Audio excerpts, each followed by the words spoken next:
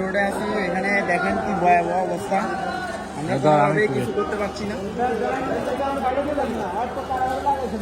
বর্তমানে আমরা সিনিয়াসিসকে রোডে আছি, এখানে দেখতে পাচ্ছেন বুক সমান পানি, যতটুকু সামনে যাব ততটুকুই পানি, ঠিক আছে।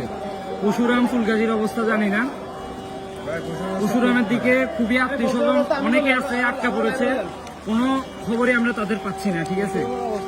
আমি আপনাদের কাছে একটাই উদ্দেশ্য, আপনাদের কাছে একটাই রিকোয়েস্ট, আপনারা যেভাবে হেলিকপ্টার, ট্রলার অথবা স্পিড বোট নিয়ে আসেন, এছাড়া আর কোনো উপায় নাই।